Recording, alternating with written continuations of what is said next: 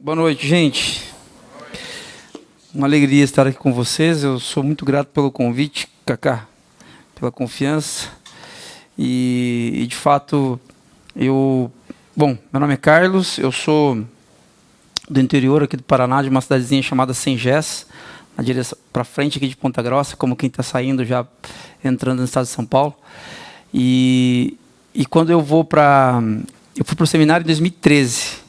E fiquei 10 anos na região de Campinas, e aí a gente veio para Curitiba para iniciar a plantação da Igreja Presbiteriana Ático, no início de 2023. Eu, minha esposa Débora, meu filho Isaac, de 9 anos, o Gael, que está ali, que tem 4, e tem a Joana, que tem 1 ano e 8 meses. O Isaac e a Joana estão com a avó, graças a Deus pela avó, e a Débora e o Gael estão comigo aqui. E eu costumo dizer que aqui em Curitiba eu encontrei amigos assim, de um presente de Deus, o Cacá e outros amigos que eu conheci, que são de fora, né, da minha denominação. Obrigado, amigo. Fora da minha denominação, e que a gente tem aprendido a caminhar junto aí nas boas e nas más, e isso é maravilhoso. Isso é bênção de Deus, é presente de Deus, é uma alegria, Cacá, para mim estar aqui hoje, compartilhando um pouquinho da palavra e compartilhando o que Deus tem feito em nós e quer fazer a partir de nós. Também a partir dessa comunidade aqui. Para quem não sabe, minha esposa Débora, em outubro do ano passado, finalzinho de outubro, né, Dé? Ela foi diagnosticada com um linfoma de Hodgkin. E foi um período muito difícil para a gente. Ela se submeteu a sessões de quimioterapia. O cabelinho dela caiu, mas está crescendo já, né, Dé? E foi um período muito difícil, porque na plantação, trabalho muito pesado na igreja e enfrentando essa questão, essa barra ali com a Débora. E Deus tem sido tão gracioso, irmãos, que a gente recebeu tantas bênçãos nesse período, cuidado de Deus, mensagens de irmãos, de irmãs, como o Cacá, como o Willy, como o FP, outros pastores, amigos nossos que nos pastorearam nesse tempo, que a gente percebeu assim, de uma forma muito especial o cuidado de Deus. E a Débora fez, depois de 4 sessões de químio, o PET scan, onde ficou constatado que os tumores, que eram vários, foram todos embora, graças a Deus. E na última sexta agora, ela fez a última quimioterapia.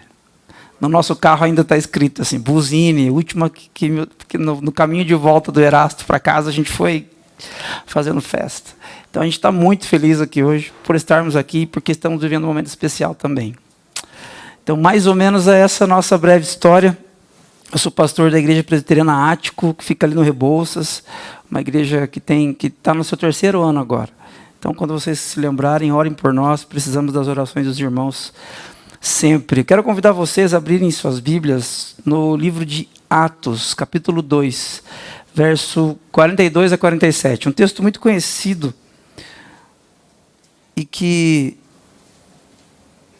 pode nos inspirar nessa noite.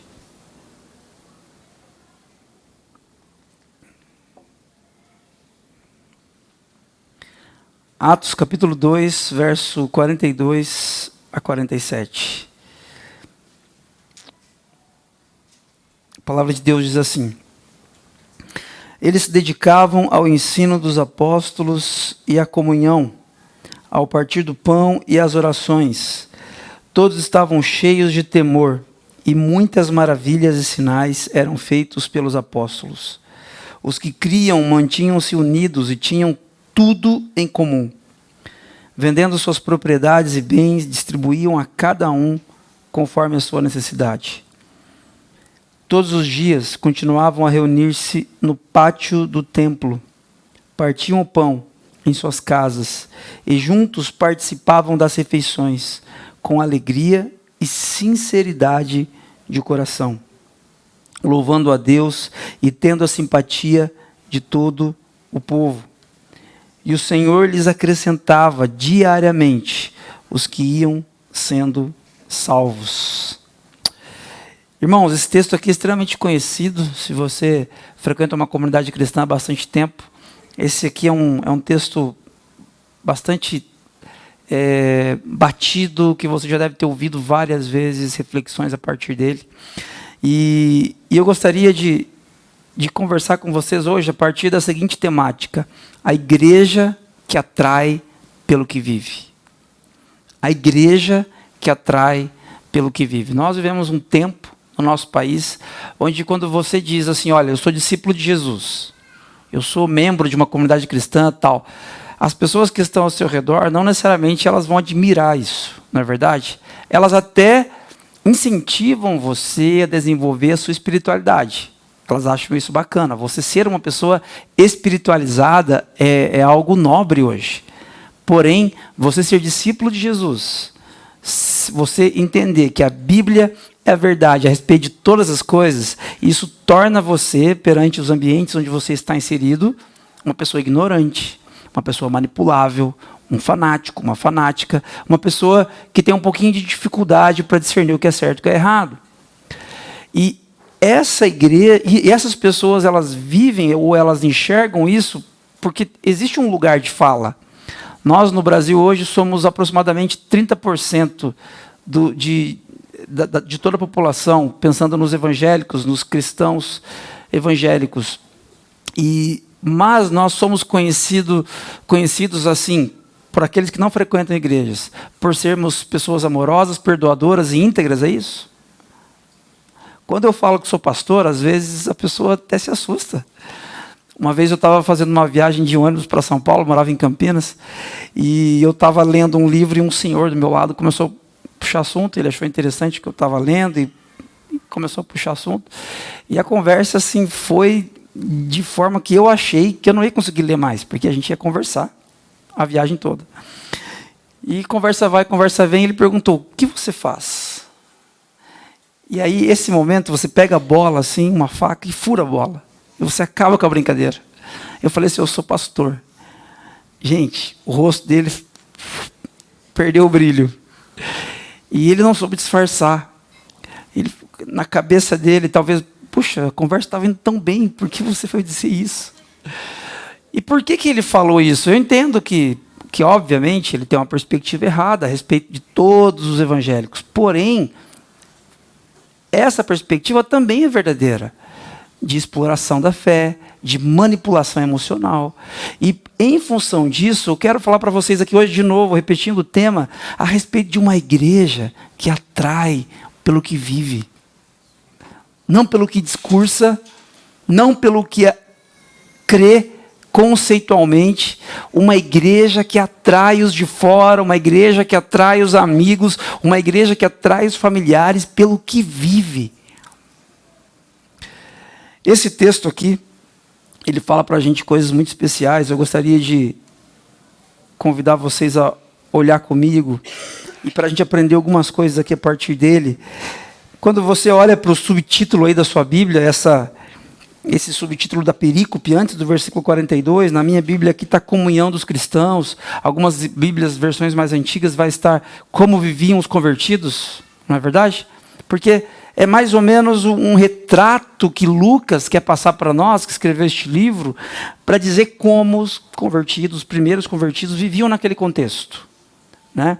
E a gente olha para isso aqui não é uma regra, toda a igreja tem que ser desse jeitinho aqui, papapá, porque a multiforme graça de Deus se revela de maneira distinta em cada comunidade cristã, mas nos ajuda a pensar aqui um pouquinho numa igreja que atrai pelo que vive de fato, o que vive profundamente. Eu queria destacar algumas coisas aqui com vocês, à luz deste texto, e a primeira delas é que uma igreja que atrai pelo que vive é uma igreja moldada por uma nova realidade, por uma nova cosmovisão, por uma nova visão de mundo. A visão do nosso tempo é uma visão relativista, pluralista, individualista. Nossos filhos, nós estávamos falando aqui agora, né, de nossos filhos e toda essa prevenção extremamente importante que o pastor Cacá estava falando. Nossos filhos, eles já estão expostos a um mundo completamente secularizado. Nossos filhos na escola, eles não são ridicularizados por serem cristãos. Não são mais. Por quê? Porque a nossa sociedade ela é tão pós-cristã que está tudo bem o nosso filho ser cristão. Assim como está tudo bem todos os outros amiguinhos serem qualquer outra coisa. Porque essa relativização faz com que exista até um respeito, porém, quando nossos filhos falam da fé que eles têm, aquilo não faz sentido para mais ninguém. Isso acontece porque a nossa sociedade é essa sociedade pós-moderna, pós-cristã, onde os valores absolutos, eles não importam mais. Eles não importam mais. Se você chegar para o seu filho cristão, discípulo de Jesus, e falar para ele assim, seu filho adolescente, você falar para ele assim, olha filho, não pode, porque a palavra de Deus está dizendo isso. Ele vai dizer, pai, legal que a palavra está dizendo isso, mas essa é a sua verdade, a minha verdade é outra. Essa é uma coisa que é ensinada em nossa sociedade e que nós precisamos, enquanto comunidade, discípulos de Jesus, entender que essa igreja que atrai pelo que vive é uma igreja, uma comunidade cristã moldada por uma nova realidade.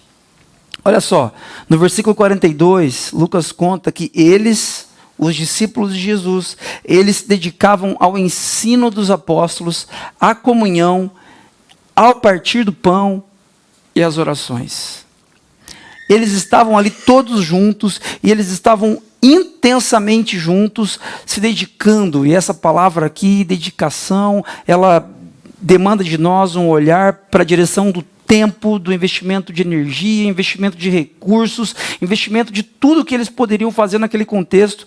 Eles se dedicavam ao ensino, à comunhão, ao partir do pão. Nós podemos pensar aqui enquanto sacramento, né? Enquanto ceia do Senhor, e as orações, a essas 4 coisas. Mas por que eles fazem isso?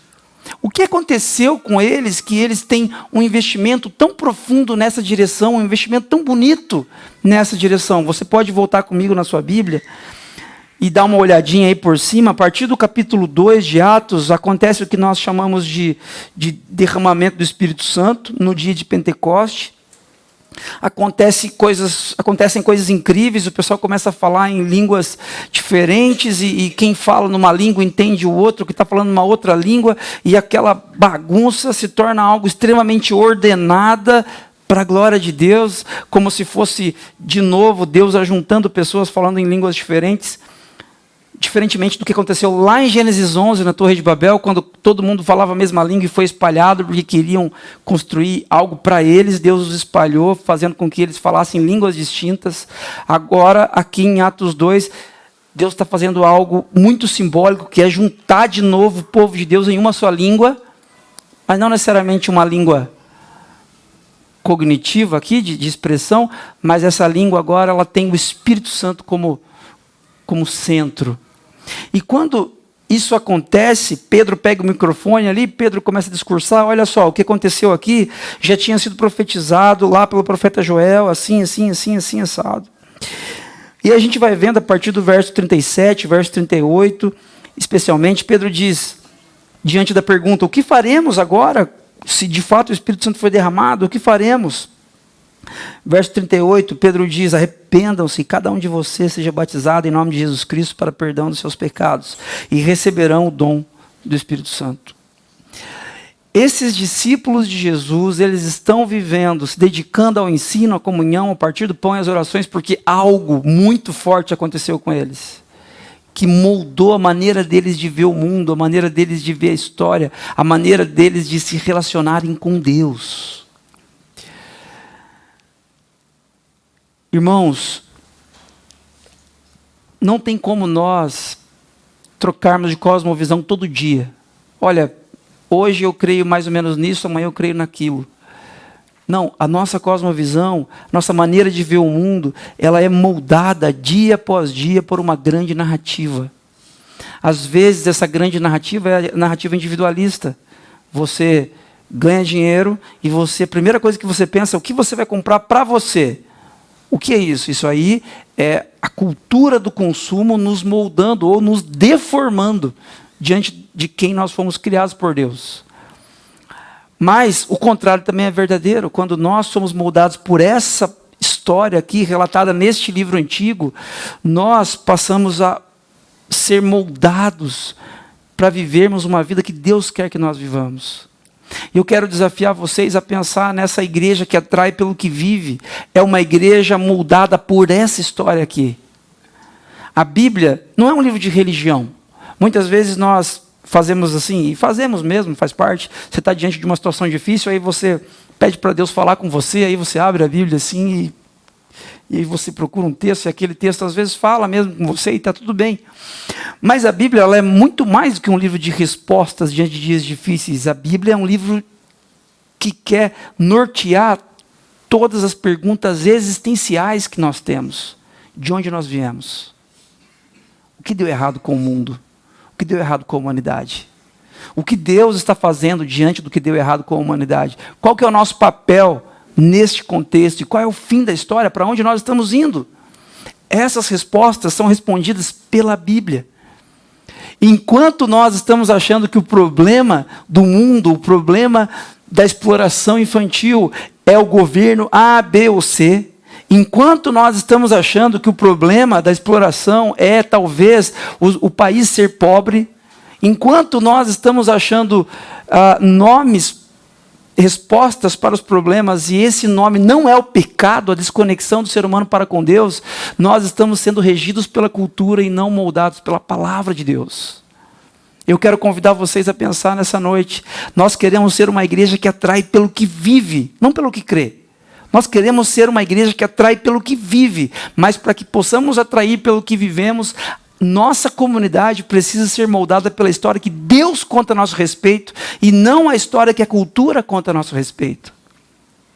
Na história que a cultura conta a nosso respeito, você é mais você. E você não leva desaforo para casa. Você é uma pessoa tão especial que você não deve nada a ninguém, e todos os seus pensamentos eles devem ser levados muito, muito, muito em conta. Na história que Deus conta a nosso respeito, Deus nem me trata necessariamente como um indivíduo. Claro, Ele respeita minhas individualidades, mas Ele me convida a pertencer a um povo. E eu encontro sentido quando eu pertenço a um povo. A igreja que atrai pelo que vive é uma igreja moldada por uma nova história, por uma nova realidade. Gente, o missiólogo Michael Gorin, um homem incrível, que eu tive o privilégio de caminhar com ele por vários anos, ouvindo os ensinos dele a respeito dessa história que tem que nos moldar. Ele diz o seguinte: a igreja é um povo moldado pela história bíblica, que vive essa história comunitariamente, não para o próprio bem, mas para o bem do mundo, para o bem dos vizinhos, para o bem dos meus familiares, para o bem de outras pessoas. Não é, Senhor, venha o teu reino, seja feita a minha vontade. Não, venha o teu reino, seja feita a sua vontade, para a sua glória e para o bem das outras pessoas.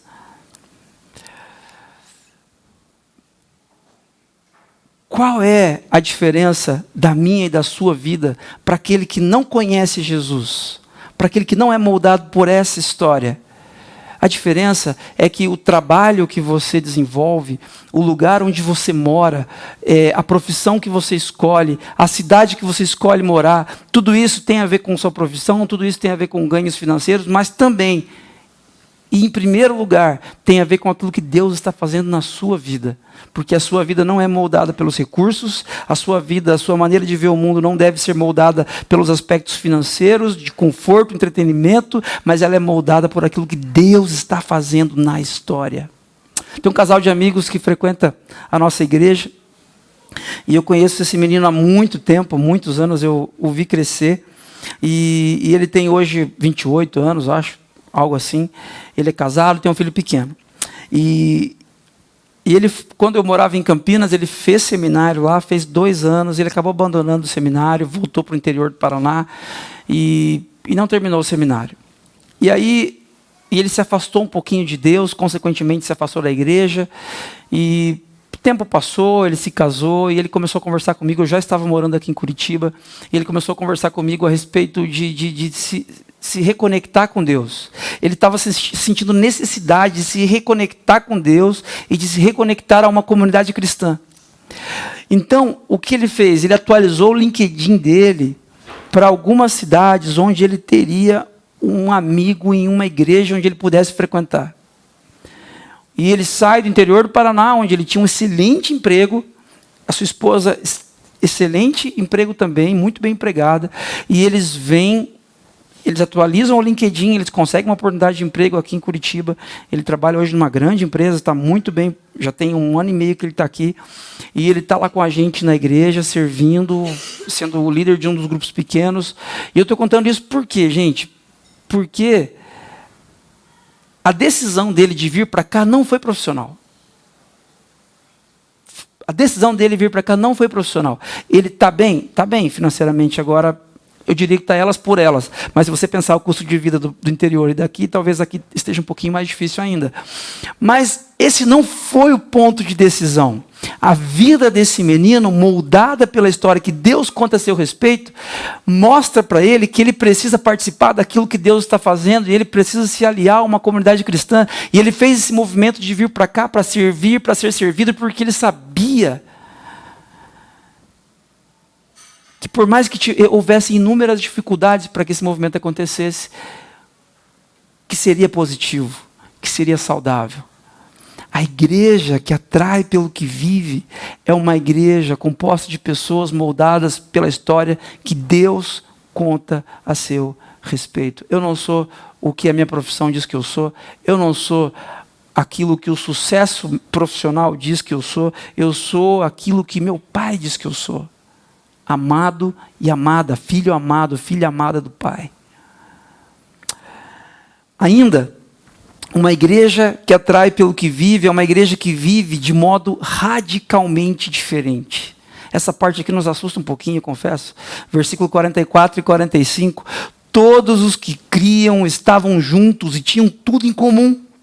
Vendiam suas propriedades e bens e os repartiam entre todos. Olha só, gente, a vida em comunidade ali não era um ideal distante, mas era uma prática cotidiana.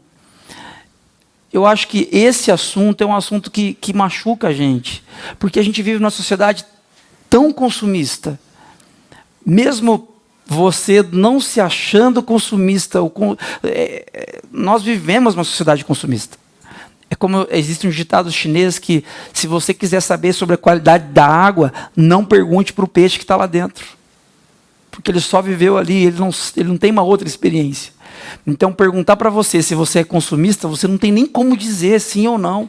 Alguém que estiver fora dessa sociedade tem que dizer a respeito da gente. Essa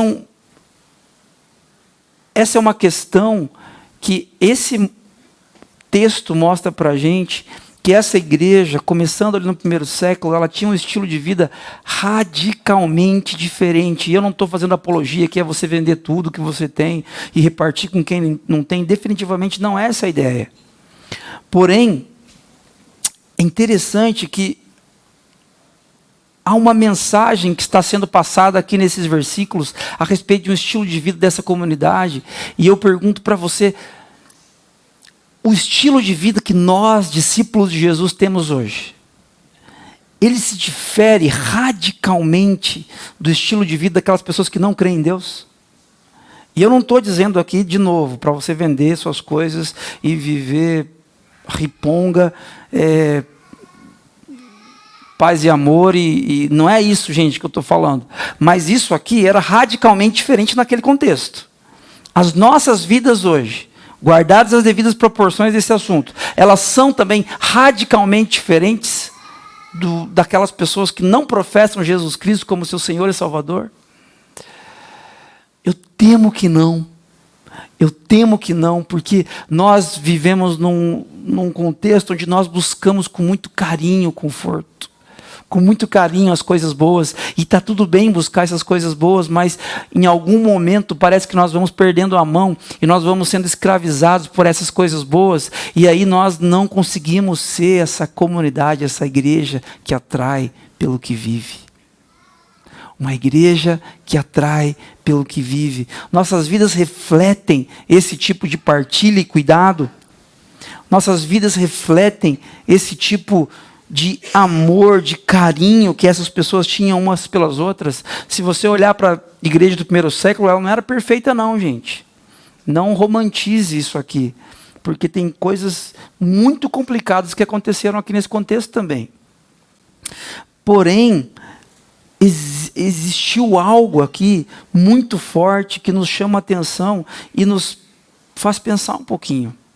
Michael Gorin, a respeito disso, ele diz: a missão da igreja não é uma atividade adicional ao seu ser, mas a expressão natural de quem ela é em Cristo. A missão da igreja não é uma atividade adicional. Bom, a igreja ela é entretenimento, a igreja é informação, a igreja é obras sociais e também a igreja é missão. Não, toda a igreja é missão.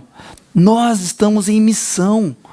E essa consciência, ela nos faz viver intencionalmente essa missão. E quando nós vivemos intencionalmente essa missão, nós somos a igreja que atrai pelo que vive. Atrai pelo que vive porque vivemos um estilo de vida radicalmente diferente. Radicalmente diferente. Olha só. Quando a Débora ficou sabendo do linfoma, nós nos assustamos muito, porque o Ático é uma igreja nova, e não tem muita liga assim. Então, sabe quando você percebe assim que as pessoas se gostam, mas os relacionamentos ainda são um pouquinho superficiais? Porque é uma igreja nova, então as coisas demoram um pouquinho para pegar. Você percebe que as pessoas estão ali de coração aberto, mas ainda não há tanto aprofundamento dos relacionamentos. Então a gente ficou muito preocupado, porque, poxa, a gente ia precisar de cuidado. A minha esposa ia precisar de cuidado. E nesse tempo, irmãos e irmãs, nós percebemos assim que Deus abençoou de uma forma que a nossa igreja ela foi batizada assim num carinho, num amor para com não apenas a Débora, tem outras pessoas enfermas neste momento, porque nós temos orado e nós temos percebido que algo especial está acontecendo. Algo especial no sentido de que a sociedade não oferece. Algo que você não encontra em qualquer lugar. Um amor que não pode ser coincidência. Um carinho, uma compaixão que só podem vir de Deus. Nós temos experimentado isso na carne, na vida real. A Débora hoje lá no Ático, nosso culto de manhã, ela leu uma oração que ela fez, que foi a maneira dela de testemunhar na frente o que Deus fez, porque se ela fosse falar sem ler, ela ia chorar muito, né, Dé? Então ela leu e foi muito legal, assim, uma gratidão para as pessoas pecadoras, pessoas falhas, comedoras de arroz e feijão, como todo mundo. Mas como seria essa igreja que vive de modo radicalmente diferente hoje? Vamos vender tudo e dar para quem não tem? Bom, eu não acho que seria a alternativa mais inteligente. Mas como seria então? Qual é a resposta? Qual é a proposta que a gente tem para essa comunidade aqui? Para ela viver de forma radicalmente diferente e atrair, a partir da sua vida, amigos e familiares. Ainda, a igreja que atrai pelo que vive é um sinal visível e contínuo sobre Deus em meio à cidade. Irmãos, a igreja, alguém já disse, ela é o maior espetáculo da terra. A igreja é algo maravilhoso. Eu estava ali nas canções, o irmãozinho estava cantando aqui, eu estava emocionado. Eu me emociono de ver a igreja. Eu cresci na igreja, cresci frequentando cultos, família do meu pai presbiteriana, família da minha mãe Assembleia de Deus. Eu ia em cultos completamente diferentes na minha infância e eu amava aquilo, as diferentes manifestações do povo de Deus.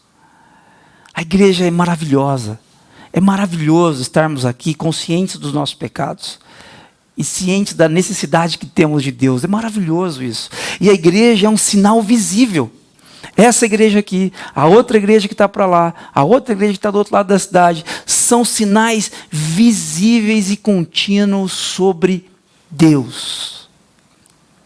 E quando a igreja é um sinal visível e contínuo sobre Deus, ela atrai, não pelo que discursa, não pelo que crê, mas pelo que vive. Olha só, versículo 46 e 47. Todos os dias, continuavam a reunir-se no pátio do templo, partiam o pão em suas casas e juntos participavam das refeições com alegria e sinceridade de coração, louvando a Deus e tendo a simpatia de todo o povo. E o Senhor lhes acrescentava diariamente os que iam sendo salvos. Irmãos, a igreja vivia no meio da cidade com presença, alegria, simplicidade e fé pública. Eu estou participando de uma plantação de igreja e eu estou no 3º ano dessa plantação e existem várias estratégias assim que eu aprendi estudando plantação que a gente tenta fazer aqui, tenta fazer ali para trabalhar de forma mais assertiva e inteligente. Porém é interessante quando a gente olha aqui porque é humilhante até, porque não há estratégia nenhuma. A simplicidade, a singeleza, a alegria, a presença de Deus. E há um mover incrível acontecendo aqui. De uma igreja que se torna um sinal visível e contínuo para a cidade. Irmãos, nosso estilo de vida, ele evoca perguntas. Como você trata a sua esposa? Como você educa seu filho pequeno? Como você educa seu filho adolescente? Como você trabalha? Como você se comporta diante de uma situação complicada lá no ambiente de trabalho? Esse estilo de vida que você tem evoca perguntas cuja resposta é o Evangelho.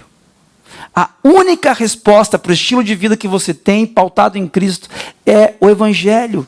E quando você tem um estilo de vida que evoca perguntas naquelas pessoas que não creem em Deus, que vivem vidas escravizadas pelo pecado, esse estilo de vida ele aponta para Cristo e você, como parte da igreja de Cristo, se torna um sinal visível de que o reino de Deus é uma realidade.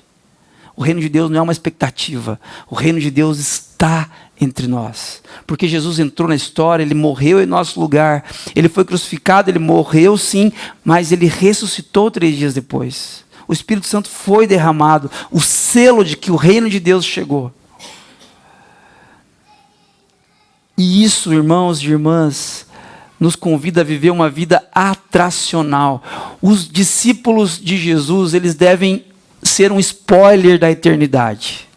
Imagina que você, no seu casamento, mesmo o seu casamento tendo dificuldades, assim como o meu, o seu casamento ele tem que ser um spoiler da eternidade, onde o seu vizinho não cristão olha para o seu casamento e fala: uau, como eles se acertam depois das brigas, meu Deus, como eles se dão bem. O que acontece com eles? De onde eles tiram tanto amor, tanta paz, tanta paciência?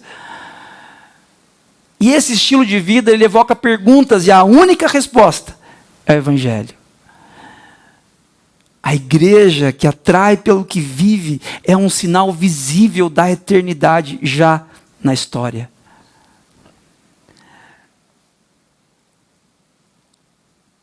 Quando os seus amigos não cristãos se encontram com você e eles têm contato com a sua fé por uma coisa ou outra que você compartilha, que você vive,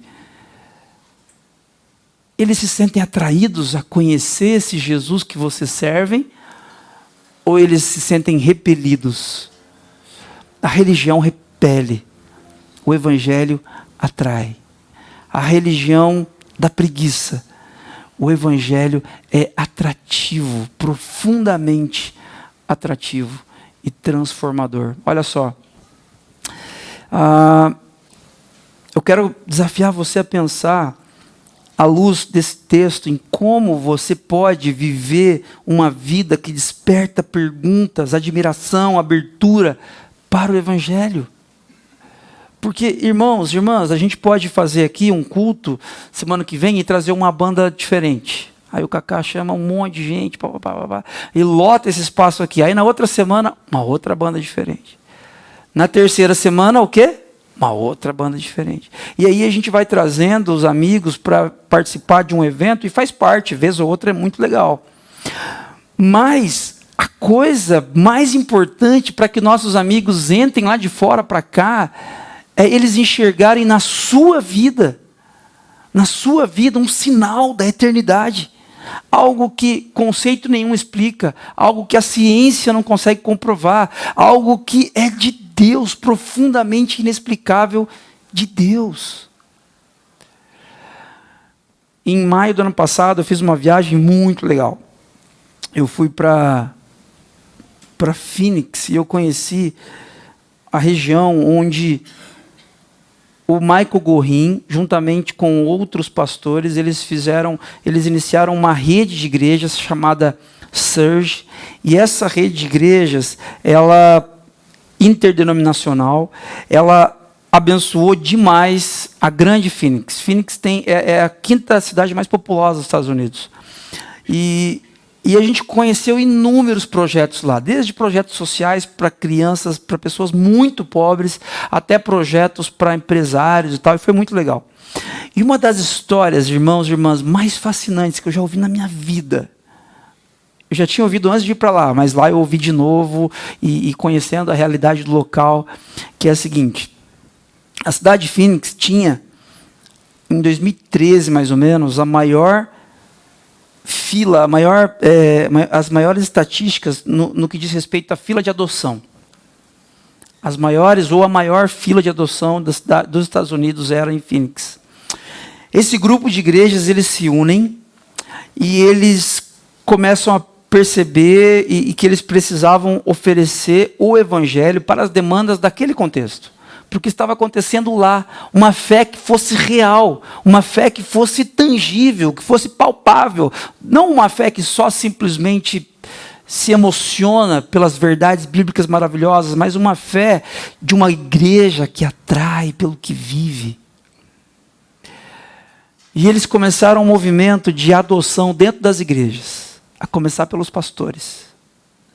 Eles começaram a adotar crianças, e aquela rede de igrejas começou a adotar e começou a descapilarizar dos pastores para os líderes, dos líderes para os membros da igreja, inúmeras igrejas, até que, em um período de tempo depois, aquela fila tinha sido completamente vencida.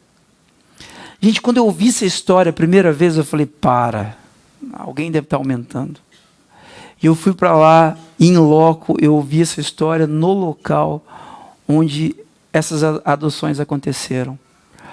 E hoje existe uma fila de adoção, mas uma fila de adoção normal, né? Em função do processo de adoção, que obviamente ele é muito meticuloso. Porém, algo aconteceu lá. Algo que o não cristão olha e fala assim, puxa, isso aqui é legal, isso aqui é maravilhoso. Eu não acredito em Deus, não tenho nem intenção de acreditar, mas isso aqui que aconteceu é fantástico. Este é um sinal visível da eternidade. A igreja que atrai pelo que vive é um sinal visível de Deus em meio à cidade. O que Deus está fazendo aqui nesse bairro, Bacaxeri, que Ele vai fazer a partir dessa comunidade local? O que Deus está fazendo em Curitiba, que Ele vai fazer a partir das nossas comunidades locais, para que os não cristãos, para aqueles que ainda vivem vidas escravizadas pelo pecado, enxergarão em nós e a partir de nós um sinal da eternidade. E para concluir, irmãos, a coisa maravilhosa que tem nesse texto aqui, do verso 42 ao verso 47, é que esse sinal ele é visível e ele é contínuo. Ele é contínuo. Se você olhar do verso 42 ao verso 47, esse texto aqui, ele é escrito no original, na língua grega, existem nove verbos no tempo imperfeito. 9 verbos no tempo imperfeito. Se você olhar do verso 42 ao verso 47, um texto tão curtinho, 9 vezes o tempo imperfeito é para chamar a atenção do leitor. E o tempo imperfeito no grego, ele expressa continuidade, algo inacabado. Algo inacabado, diferente do tempo verbal perfeito daquele tetelestai. Lembra o que significa tetelestai? Está consumado, Jesus na cruz. Ali é perfeito, perfeitamente consumado, continua produzindo efeitos no futuro. O imperfeito não. O imperfeito é algo inacabado mesmo, que está em continuidade. Lucas está querendo contar para a gente aqui que essa igreja muito legal, essa igreja atraente, essa igreja maravilhosa, ela é inacabada ainda. Não está pronta. E ela vem no tempo e no espaço, ao longo dos anos, dos séculos, e chega aqui nessa noite. Nós somos essa igreja. Nós somos essa igreja em movimento, essa continuidade do que Deus está fazendo na história. E nós chegamos aqui nessa noite, eu quero desafiar você a pensar que isso não pode parar aqui. Nós estamos aqui, eu e a Débora, o Gael, a nossa família veio para Curitiba porque inúmeras outras igrejas optaram por plantar uma nova igreja na cidade de Curitiba. Quantas igrejas tem aqui? Meu Deus, inúmeras. Mas igrejas saudáveis, centradas no Evangelho, sempre são bem-vindas. Sempre são bem-vindas. O que Deus estava fazendo aqui nesse texto, dos versos 42 a 47, Ele segue fazendo hoje, continuamente. Isso aqui não está acabado, só estará acabado na eternidade, quando o reino de Deus for plenamente perceptível. Eu quero desafiar vocês a pensar sobre isso. O desafio lá para a nossa igreja, no final do ano agora, nós temos que organizar, dentro da nossa denominação, né, nos tornarmos autossuficientes. Por quê? Porque em dezembro nós deixamos de ter parceiros externos. Nós temos igrejas, nós temos 7 igrejas brasileiras espalhadas pelo Brasil, amigos, que investem alguns valores nesse processo de plantação. E a partir de janeiro do ano que vem, nós não temos mais essas parcerias, nós temos que ser autossuficientes. E eu digo para os irmãos, para as irmãs, que o ciclo ele não se encerra com a autossuficiência, o ciclo ele se renova quando nós plantarmos uma nova igreja. Nós queremos seguir plantando igrejas, porque isso aqui é o maior espetáculo da terra. Nós estarmos juntos aqui hoje, sabendo que todos somos diferentes de todos e temos os nossos defeitos e pecados, mas que juntos nós somos a igreja que atrai pelo que vive. Isso é maravilhoso, irmãos. E isso é um presente que Deus não deu só para as igrejas grandes. Isso é um presente que Deus não deu só para as igrejas que são assim, assado, cozido e frito. Não, Deus deu para todas as comunidades cristãs. Deu fome? Gente, para finalizar, olha comigo o que fala ali, Lucas fala na segunda parte do versículo 47. O Senhor lhes acrescentava diariamente os que iam sendo salvos. Às vezes a gente olha para esse texto aqui e a gente acha assim que Deus atraía os que iam sendo salvos de forma meio hipnotizadora. Então o cara estava passando assim, porque aqui eram igrejas nas casas, né? Aí estava passando, não tinha placa, não tinha nada, aí do nada o Espírito Santo trazia o cara e ele entrava assim. O Senhor ia trazendo aqueles que iam sendo salvos. Gente, definitivamente não é isso que acontecia. Essa igreja tinha um estilo de vida que atraía. Uma igreja que atrai pelo que vive. Obviamente que essa vivência é presente de Deus, tá? Eles não faziam por merecer, não. É presente, tudo é graça. Mas esse estilo de vida atracional, Deus usava para trazer e para acrescentar pessoas que iam sendo salvas. O que nós vamos fazer com o que Deus já fez com a gente? Nós vamos viver, nós vamos ser uma igreja que atrai pelo que vive. Quero convidar você a fechar os seus olhos. Gostaria de orar com você.